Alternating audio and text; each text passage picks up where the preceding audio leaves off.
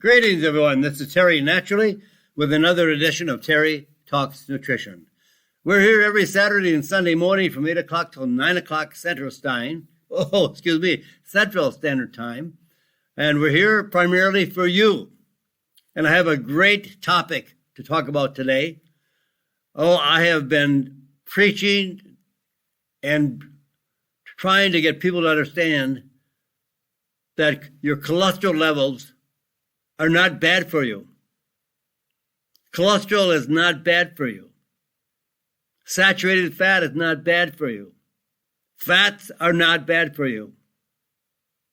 And we have gone for decades on a low-fat diet, no-fat diet, and we have been told repeatedly that fat and cholesterol are bad for our heart, can cause heart attacks and strokes, and it's not that simple.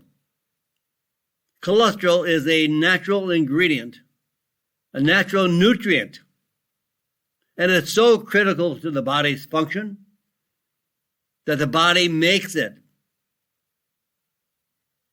If our body makes a hormone or a molecule like cholesterol, it has to be critical for the function of the body.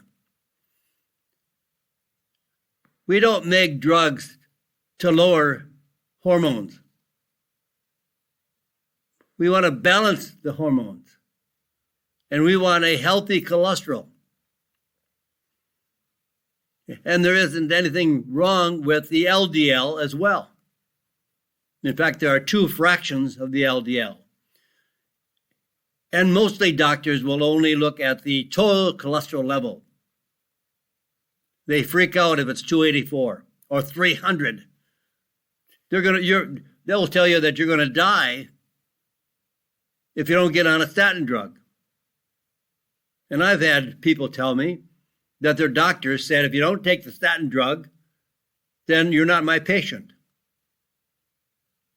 I don't know why they get so blindsided. If you look at the studies, it's not so clear that high cholesterol is bad for us. This is a topic that we could spend hours on because there's so much research on the side of actually having a higher cholesterol level than a lower cholesterol level. I'll touch on this more as we get into the program. But we've got a really good topic today. We're going to talk about how to gain a better night's sleep. And we're going to talk about a brand new study that concludes the benefits of statin drugs have been overly stated. Wow, overly stated. Why? Because big money.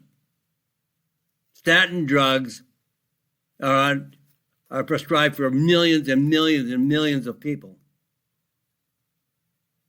And they want 100 to 150 million people on statin drugs. Big business. $40 billion. And we'll talk about muscle strengthening actually reduces the risk of dying. And one of my most favorite herbs, I love this herb, we'll talk about it, so stay with me. 3 ways of building stronger bones and how to use probiotics for constipation. And we'll talk about one of the most,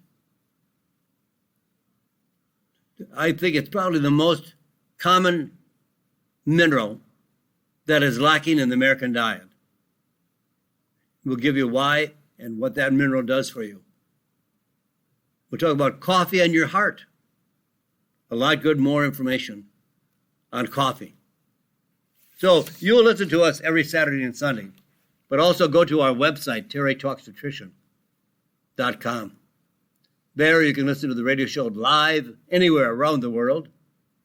I know many people listen. I've heard up to 20,000 people are listening to the local radio station in Green Bay, Wisconsin, and the surrounding area. And we have 250,000 people that follow TerryTalksNutrition.com. We have a long list of fans that follow the nutritional information presented by Terry Talks Nutrition. You can also subscribe to our newsletter on the website, and the newsletter is emailed to your email address every Friday. I want you to have more information. More information makes you a better, knowledgeable person to decide what is best for you. I'm not making your choices. I'm not making your decisions. I'm not telling you what to do. I'm telling you what the science says. What does the science say? And then you make the choice. But we know that 98% of all of the modern diseases today that are currently under a drug therapy, that drugs are prescribed for these conditions, are the result of our choices, our lifestyle choices. That means to eat a healthy diet or an unhealthy diet. I got my tongue all twisted up today. I got so much on my mind that I want to get to this hour that I think I am rushing through it. So I'll slow down. Anyway, I want you to have as much information as you possibly can get to make the right decisions for yourself. I know that there's no condition that can't be improved dramatically or reversed or cured. And it all starts with what you're eating and what you should not be eating and the amount of exercise, the level of exercise. You only need 15 minutes a day of walking to make a significant difference in your health. Now, you can find 15 minutes. You don't have to go to an expensive gym. You don't have to ride 3 miles and change clothes and work out for a half hour or an hour and go back home. If you want to do that, that's fine. That's great. I've done that for many years. I find it easier at home. You can use kettlebells at home. You can use some body weight exercises. You can get yourself in great shape at home. And you also can improve yourself in a matter of a few minutes. It doesn't take hours of working out. You'll get healthier. You can do wall squats. You can do push-ups. You can do sit-ups. You can do crunches. All kinds of things you can do at home to put yourself in better shape. And it's all what we do on a daily basis and the choices that we make on a daily basis that then creates a healthy body or an unhealthy body. So let's start off today with our topic of how to get a better night's sleep. Sleep is so critical, and we do really need 9 hours of sleep. Minimum 7 to 8, but nothing less than 7. And 9 would be superior. Because lots of Americans just don't get enough sleep or sleep well. They're in bed, but they're not sleeping.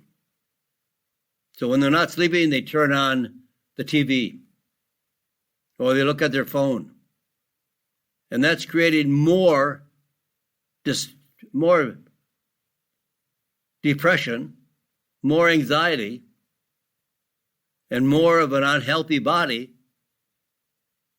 But it's much better if you just lay in the dark. I know it's tough, but watching TV is more damaging. We're looking at your phone. 50 to 70 million Americans have problems with sleep. Sleep loss. Getting less than 7 hours of sleep a night is very common and gets worse with increasing age. And you should never get less than 7. 9 is the ideal time. some lifestyle causes of the inability to sleep: shift work, jet lag, working long hours, leaving less time to sleep, and then taking care of the family besides. Over the last 10 years, the number of people working night shifts has grown by 24%. There are also medical causes: insomnia, restless legs, sleep apnea, anxiety, and or depression, pain. Under these conditions, we don't sleep well. So don't just try to get a better night's sleep. We have to address these conditions as well. We can address restless legs, anxiety, depression, pain. There are many natural alternatives that can be very effective for these conditions. So don't just take a sleep enhancer. Only drugs can knock you out, can put you to sleep, but they're dangerous. There are many drugs that actually put you in an unconscious state. And when you get up, you don't even know you're up. Some people have actually driven to their occupational job and they're in their pajamas yet. And through the night, they get up and they eat. They have found in the morning there's bread wrappers and candy wrappers and all kinds of things in bed with them. They don't even remember sleeping. They go in the kitchen and the oven is still on, or the stove is still on, from getting up and eating, because they are unconscious. They're not sleeping. So natural alternatives don't knock you out, but help you take the edge off so your mind stops whirling. Some people just can't stop thinking about the day or the day to come. And 67% of those who rate their sleep quality as poor also rate their health as poor or fair. Very interesting. Now, there are a few things that a lack of sleep can lead to. Now, that's why I say 9 hours is the ideal time to sleep. You can have a better night's sleep and feel well rested by doing a few things that might be of great benefit. But if you don't sleep well, or you don't sleep long enough, you can be at an increased risk of cancer. Women who work rotating shifts, days to nights to days again, have a 30% increased risk of breast cancer. A 2010 study found a 50% increased risk of colon cancer in men sleeping less than 6 hours a night. Weight gain. The Nurses' Health Study found that women who slept less than 5 hours a night were 30% more likely to gain 30 pounds than women who slept 7 hours or more nightly. People that don't sleep well have an undermined immune system, a compromised immune system. They will experience more cold and flu. Adults who sleep less than 6 hours a night have 4 times increased risk of catching a cold or flu. And those who do not sleep well, like healthy men, who were restricted to just 4 hours of sleep per night for 4 nights, saw their insulin activity decrease by 23%, a sign of insulin resistance, like type 2 diabetes, and increased risk of dying. Sleeping 5 hours or less per night increased the risk of dying from any cause by 15%. Sleep is so essential. Now here's something else, scary but true. And I've talked a little bit about this a few seconds ago. When taking drugs to sleep, dangerous, very dangerous. These are rare but real side effects of the drugs Ambien and Lunesta and other prescription sleeping medication. The condition is called sleep eating. I referred to that just a few minutes ago. Actually, people consume thousands of calories while sleeping and waking up to find food wrappers in their beds, empty refrigerators, even ovens that have been on all night, and stoves also not turned off, and no memory whatsoever of what happened. And sleep driving. I've heard about people that have gone to their occupational position in an office or warehouse or factory or wherever, after using Ambien, especially combined with alcohol, have been found to driving on the wrong side of the road, driving directly into obstacles, driving to their occupation, still not dressed for the day. They're in their pajamas. And when they are on the wrong side of the road and driving directly into obstacles, police are pulling them over, and they threaten the police when arrested and have no memory of how they left their house. These drugs are dangerous. Now, maybe there are natural alternatives that I'll get to in just a few moments. Try anything and everything you possibly can before you resort to these drugs. Do not, if doctor prescribes them, I'm not a doctor. All I am is a collector of information, scientific studies, science, evidence-based alternative medicines, to try to give you another option. Drugs are an option. Do you want to take a drug? How many side effects do these drugs have? It can be very, very dangerous to take drugs. Find something less toxic, less with side effects. Now, how can you have a good night's sleep, safe sleep? Well, some of the popular suggestions have been to use valerian. V like in Victor, A-L-E-R-I-A-N, valerian.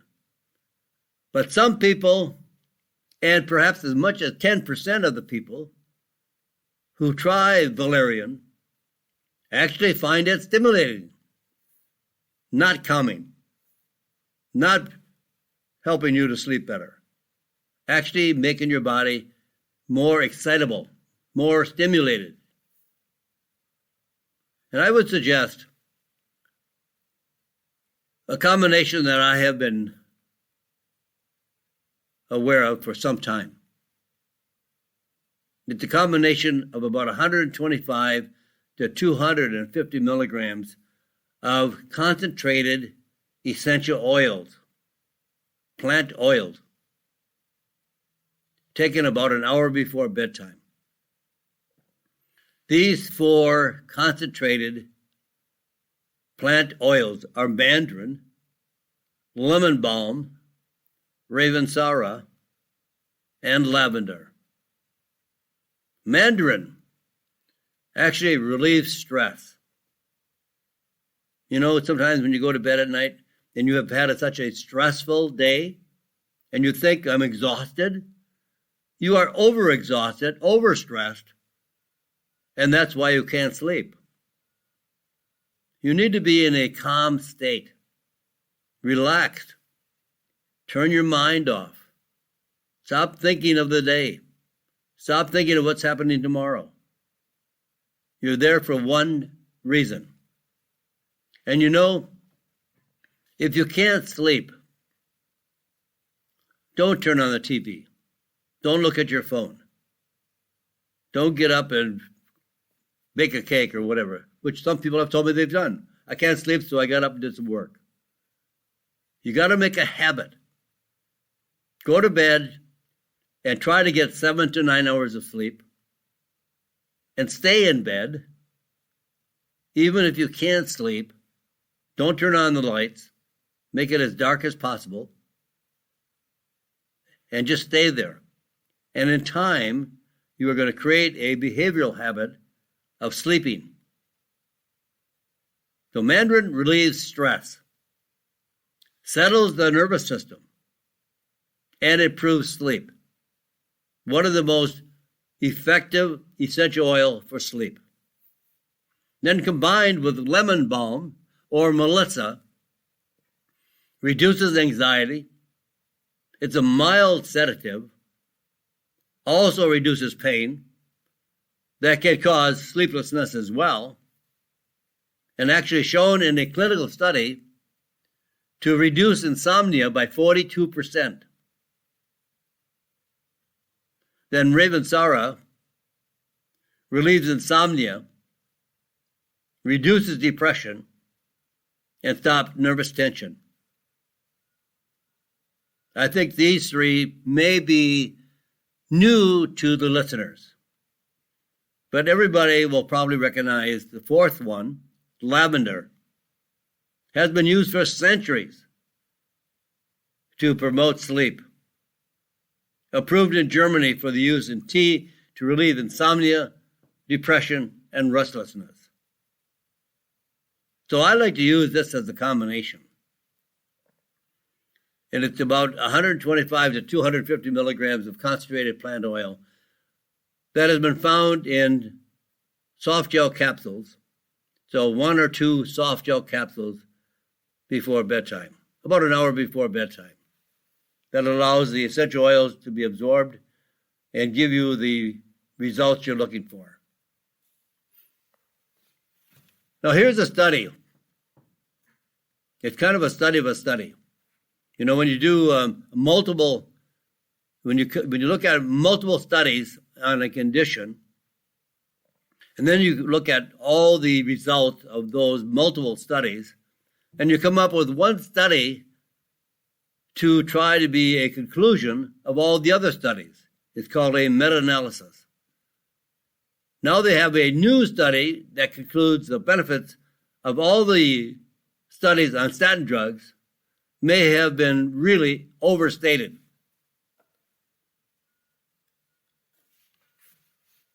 If you want a copy, I put together a small brochure on statin drugs, the greatest myth of medical history. We should not be trying to lower cholesterol. Cholesterol is at a level of what we need for our body's health.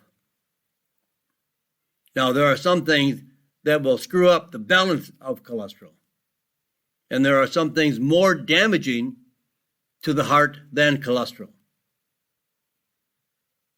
Now, what is more damaging to the heart than cholesterol? Carbohydrates and sugar. Both are forms of sugar. Carbohydrates, starchy foods, grains, the flour from grains, all are converted to sugar in the body. And then you have white sugar, brown sugar, any other form of sweetener. Plus you have the high fructose corn syrup, the worst sugar in the world. It's what makes everybody fat. We are making a lot of feminized men and women with too high levels of estrogen because of fat cells that produce more estrogen, but high cholesterol. And why do we care if it's high or not? There are many studies that have shown that more people die from a heart attack and a stroke having low cholesterol. In fact, the World Health Organization says the ideal level of cholesterol, total cholesterol, is between 220 and 240, not less than 200, like all the doctors are trying to have their patients strive for. I've seen people with cholesterol levels at 160 and 180, and their doctors were happy. That is not ideal either. There's always a balance in nature. There's always a balance of all nutrients and molecules and hormones. Statin drugs are bad. So I put together a little brochure, only maybe about 20 pages, that shows you the argument against lowering cholesterol. I didn't write it. I put together I took a collection of studies and opinions of medical doctors that are fighting against statin drugs and lowering cholesterol. If you want a copy of that, just go to my website, terrytalksnutrition.com. Well, I'll hold that. I've got to take a pause right here. We're going to take a break. I'll come back and I'll give you that address just after this message. Welcome back, my friends. This is Terry Naturally with Terry Talks Nutrition. We're back here until the top of the hour. We got more coming your way, lots more coming your way, if we have the time. But again, we'll always be here tomorrow too as well. So we always have a couple of hours with you every week to share information with you. One of my pet peeves is statin drugs lowering cholesterol, because it is an absolute myth. There is no value to lowering cholesterol. Now, in the beginning, I talked to you about sugar and carbohydrates. And when you consume a lot of sugar and carbohydrates, you produce fat. When we give up fats the last 4 or 5 decades, everybody jumped on the bandwagon of carbohydrates and sugar, and that has created a nation of obesity and a nation of inflammation. We need cholesterol. It's our friend. It does more for us at higher levels than lower levels. So if you go to my website, terrytalksnutrition.com, and you go to the section where it says Ask Terry, there you can ask me your questions. Something on your mind about your health or nutrition, and you want my opinion, I'll be more than happy to give you my opinion. I'm not a doctor. I'm not going to give you any medical advice. I'm not going to prescribe a drug for you. I'm going to give you some dietary information on how to improve your body structure and function. But there you can also say, Terry, please send me, include your address, your street address, and I'll send you the little booklet that shows why you should give greater thought about ever taking a statin drug. And they give you tremendous side effects. Muscle pain, muscle wasting, atrophy of muscles. It destroys your muscles. It destroys CoQ10, which is a natural nutrient for your heart. It is one of the most critical nutrients for better heart health. And when they lower cholesterol, they actually inhibit an enzyme producing cholesterol, but that same enzyme produces CoQ10. So our body makes CoQ10. Our body is protected by CoQ10. Our heart is protected. And yet we destroy that by lowering cholesterol. Statin drugs, and it's a shame because I know children are on statin drugs. A mother told me that the husband of hers had a heart attack. So the doctor put the husband on statin drugs. Now, it may be a good deal or not. I'm not sure. But then, as a preventative, not because the family needed it. Nobody else in the family had a heart attack.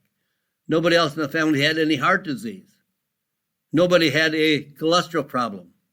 But as a preventative, the whole family, including an 8-year-old child, was put on statin drugs. That is insane. Absolutely insane.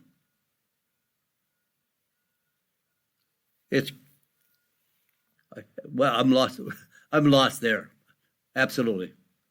I have nothing good to say about that. And now, even a better study just came out, just published, that statin drugs have very little benefits. Very little benefits. Minute benefits. And what they found out is by looking at the combined data from 21 clinical trials on statin drugs, including over 140,000 participants, and they focused on 2 questions. Here's what they wanted to find out. After looking at 21 clinical trials, what they're trying to do is come to a single conclusion based on 21 clinical trials. These are the questions they were trying to answer. Does lowering LDL, commonly referred to as the bad cholesterol, is it? Maybe not. Because the LDL has 2 fractions of cholesterol, and one fraction is healthy, the other fraction is less healthy. So why lower your cholesterol unless you know everything about your cholesterol? But does lowering LDL cholesterol as much as possible significantly reduce the risk of heart disease? And then they also wanted to have an answer to the question, how do the benefits of statins compare to the risk? Now, if you take a drug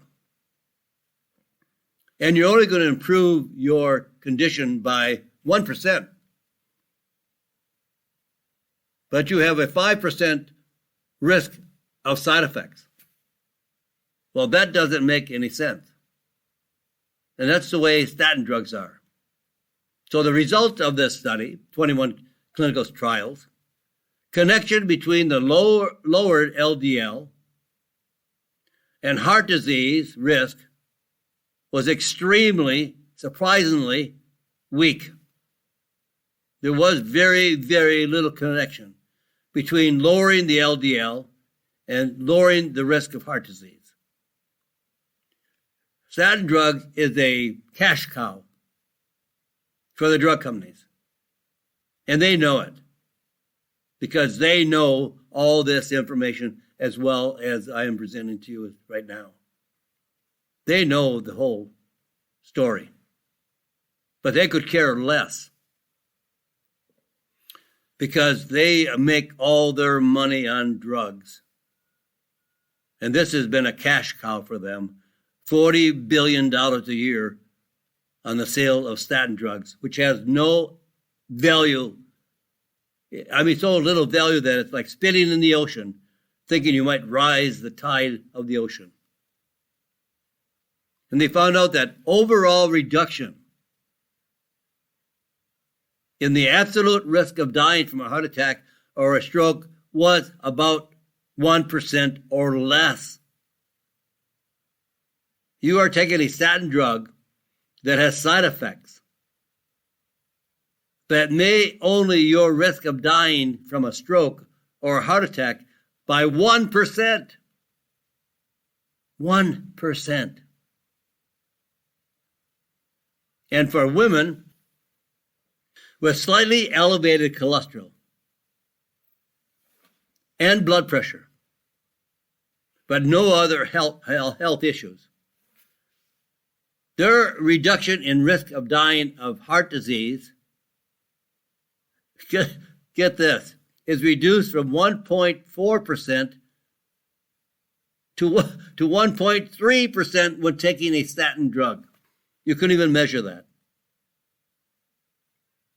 This whole thing with statin drugs is absolutely only for greed and financial gain. They scare the hell out of you to tell you that if you don't take a statin drug, you're going to die from heart disease, or your risk of heart disease or strokes or heart attacks has gone up substantially. I almost said the bad word. This is terrible. You are being lied to. Now, I don't know if doctors understand it or not, or they don't even have time to look at the research. They probably haven't seen this study. It was a recently published study of 21 clinical trials. Doctors don't take the time to read the studies. They barely have 6 minutes to look at a patient. But they hear what the drug companies say. They put so much faith in the drug companies, which they are not in the best position to say that they're doing the best thing. They need to make money. And they say, in fact, many drug companies have lied. They have falsified the records. They're not so pure.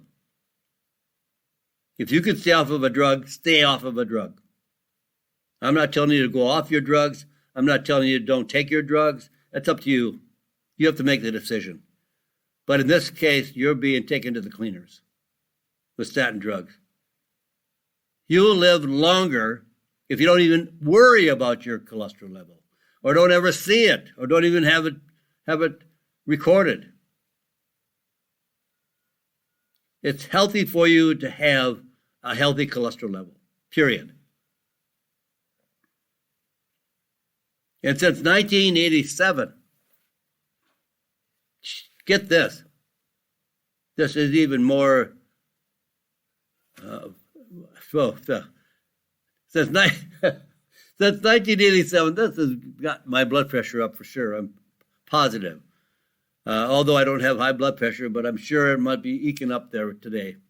Since 1987, the threshold for ideal LDL cholesterol has been steadily lowered. Why? Because they can have more and more people then in that category of more of an ideal LDL. They're making a wider and bigger range of population that then would require a statin drug. They're making the market for statin drugs by lowering the ideal healthy LDL cholesterol.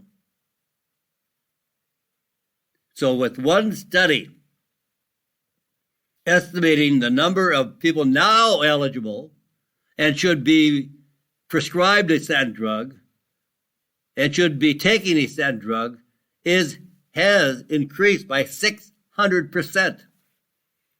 They're making the market by changing the ideal LDL cholesterol level, lowering it and lowering it and lowering it until they have a wider population of people that would then require a statin drug. You can have ideal cholesterol levels. You can have ideal triglyceride levels. And the triglycerides is the most damaging fat to the heart increasing the risk of heart attacks and stroke. Triglycerides, made from cholesterol and sugar. Lower your carbohydrates and sugar. Reduce as drastically as you can and restrict the carbohydrates to at least 75 to 100 grams of carbohydrates, where in America it's 400 to 500 grams of carbohydrates for Americans daily. But lower it to 75 to 100. 75 is more ideal for me. You might eke it up to 100, but try to stay at 75 grams of carbohydrates per day. And that should come from low sugar fruits like berries and vegetables. And most of the vegetables should be above the ground, like broccoli, Brussels sprouts, cauliflower, not potatoes. Potatoes is a starch that converts to sugar faster and more dangerous than a candy bar. White potatoes, not good. And if you do that, within 3 or maybe 4 months, your numbers on cholesterol will be much superior. Your triglycerides will drop dramatically. Eat more protein. Eat more fat. And I'm talking animal fat. I'm talking animal protein. Beef, pork, bison, whatever. And chicken, duck, seafood, and vegetables, low sugar fruits, and even have a glass of wine. You know the French paradox. They eat a lot of fat. They don't eat a lot of fruits and vegetables. They eat a lot of fat. Eggs, cream, butter, foie gras, duck. They eat a lot of fat.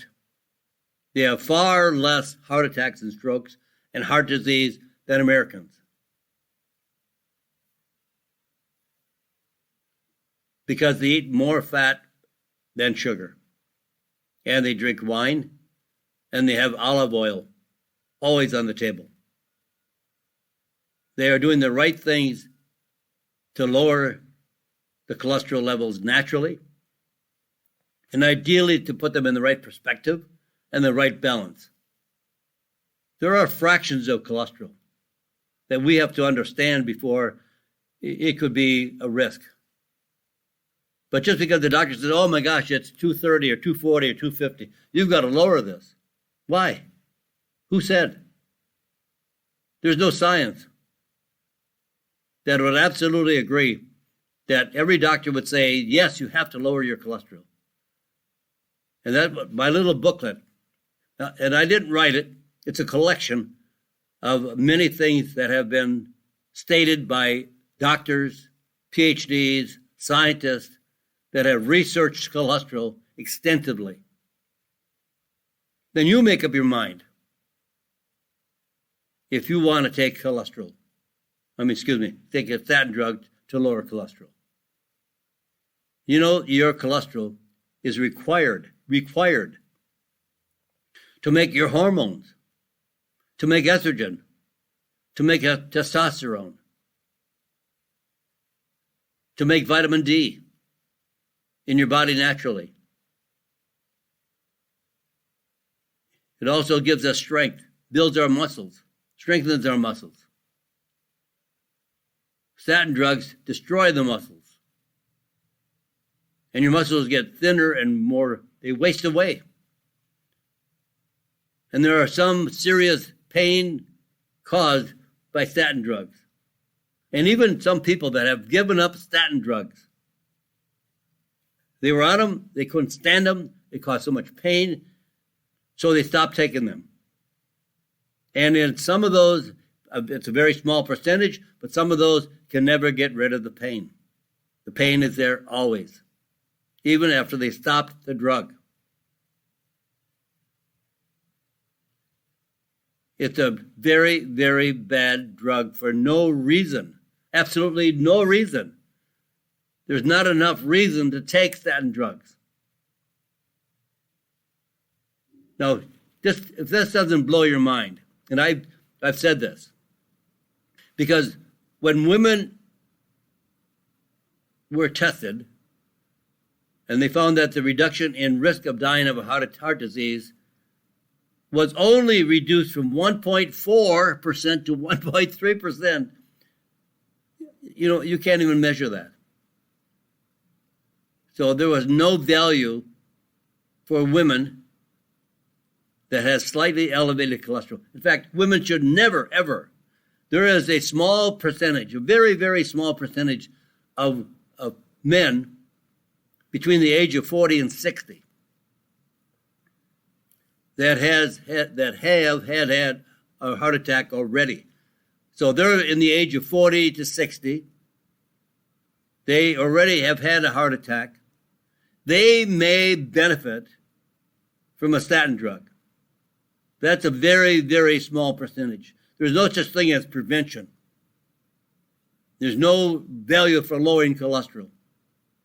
Women or kids should never, ever take a statin drug. And if your doctor is chastising you because you're not, I would walk away and find a new doctor. Doctors don't know everything. They're led blindly by the drug companies, and because they want to be part of the establishment, they don't want the AMA coming down their neck.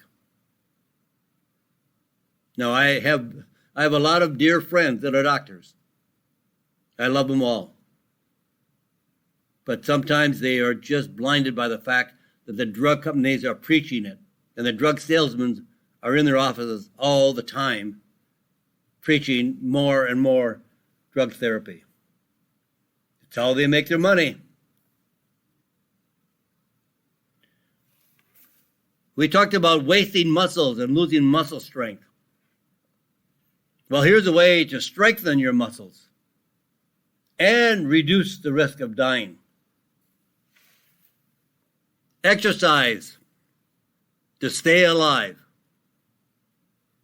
In the earlier part of the program, I said all you have to do is exercise 15 minutes a day. That is the minimum, 15 minutes a day. Walk 15 minutes a day. That's all you have to do. But there are some studies that show even a greater improvement. 30 to 60 minutes a week. That's all you need. 30 to 60 minutes a week, not a day, a week, on muscle strengthening exercises can significantly reduce the risk of dying. Actually, researchers analyzed results from 16 previously published studies covering 25 years and including almost 500,000 people. They found that muscle strengthening exercises or activities reduce the risk of dying from any cause by up to 20%, with significant reduction specifically in risk of heart disease, diabetes, and cancer. You got to move. Combining muscle strengthening exercises with aerobic exercise was even a greater improvement. It actually reduced the risk of death by even more, by up to 40%. So if you get out and exercise, 30 minutes of walking, a week, 30 minutes of strength and exercises, 30 to 60 minutes of squats, push-ups, and weightlifting a week. Exercising more than 60 minutes a week did not significantly reduce risk any further. 30 to 60 minutes a week. So that's 5 minutes a day. I usually exercise once or twice a week, 20 to 30 minutes. I was doing more, but I realized I actually was gaining more when I did less. Because when you work out, you're not improving your strength or your muscle size. When you work out, you're actually destroying your muscles. So your muscles, in order for them to be responding to that stress, they get bigger, stronger, and healthy. But if you work out over and over and over and over again, you never allow the body to gain that strength, to gain that muscle size, to get bigger and healthier, unless you rest. So if you work out too much, you do not get any more results. You do not improve significantly. So less is best. So if you want to stay alive, exercise 30 to 60 minutes a week. Everybody can do that, right? Now I'm going to tell you about one of my most favorite herbs. It's called Endographicus. A like apple, N-D like David, R-O-G-R-A-P-H-I-S, Endographicus. And here's a few reasons why I love this plant, this herb. It's a very powerful herb. It's called the king of the bitters. It's a very, very bitter plant. So it's very good for the gallbladder, good for the liver, good for digestion. One of the most used medicinal plants throughout Asia. It grows primarily in India. It's used to treat all types of common problems that we see daily, including urinary tract infections, coughs, indigestion, hepatitis, and mouth ulcers. It prevents and treats all symptoms of the upper respiratory tract infections that was associated with COVID-19. It is one of the most effective herbs for the common cold and flu. When taken at the onset of a cold, within 2 days, the symptoms of your cold will be reduced by 50%. By day 4, your cold is over, when most colds might hang on for 5 to 10 days. Both the same for the flu. Sore throat, fever, cough, sinusitis, bronchitis, tonsillitis. And now we have 4 or 5 new studies I've just read across that finds that Endographicus is a very powerful anti-cancer activity. So I know we're running out of time, so I would like to sometime come back on one of my Saturday or Sunday shows and talk to you more about Endographicus, because to me it's like I hate to say the word miracle, but it sure works like that. But it certainly is a modern day, natural, side effect free herbal medicine. They use it throughout all of Asia, India, Malaysia, China, Japan. Wonderful plant for your health. So we're out of time. So I just want to remind you, all these things can be of your benefit if you put them to use. If you just listen, you do nothing, you're not going to gain anything. You'll gain nothing. So do what you can to make yourself healthier and happier. And remember, say a prayer for this crazy, insane world. And say a prayer for the people in the Ukraine. They are being totally abused. And with that, my friends, God bless you. And God bless this great country, America. Thank you for listening to Terry Talks Nutrition Weekly Show. Don't forget to subscribe and leave a review on your favorite podcast platform, including Apple, Google, and iHeartRadio.